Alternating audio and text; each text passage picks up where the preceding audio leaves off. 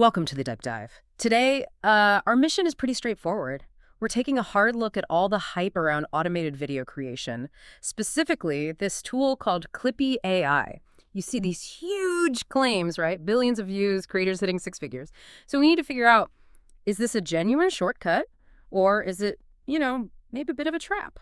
Yeah. And what's really interesting, I think, is how Clippie AI is positioning itself so aggressively. I mean, they're directly calling out competitors, Creo Shorts, for example, promising their faster, better features, more viral formats. Our job today is to cut through that marketing noise and really analyze the actual commitment involved. What does this tool really ask of you, the user? What's the risk? Okay, right. So let's unpack the product itself.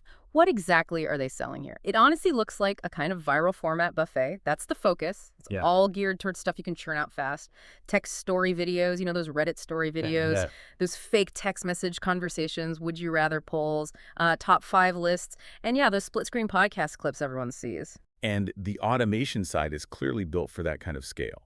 The workflow seems really streamlined. You basically paste in a script or maybe a URL, pick some backgrounds, choose an AI voice. They have about 50 voices in 32 languages.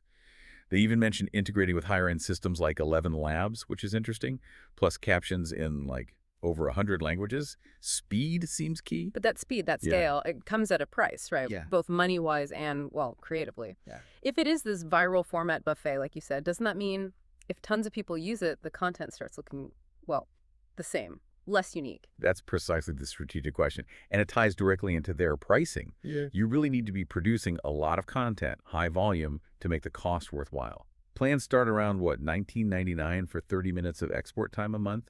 And it scales up, I think $69.99 gets you 180 minutes monthly. And yeah, all plans say unlimited videos up to that export time limit, plus unlimited AI image generation. All right. But let's be fair here. The feedback, the consensus from creators using it, it's actually surprisingly positive. People are saying they're finding success, hitting milestones like 100,000 subscribers, saving, hundreds of hours compared to manual editing. And the interface gets praised quite a bit. People say it's user-friendly, better than some competitors Clippie is going after. So the automation itself, it seems to work. People are getting results with it. Yeah.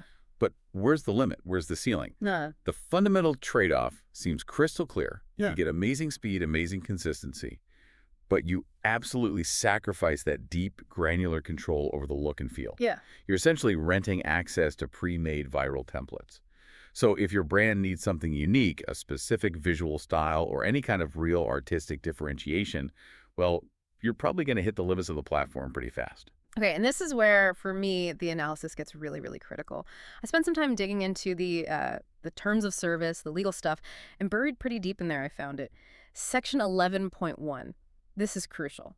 Clippie AI operates under a strict no-refund policy.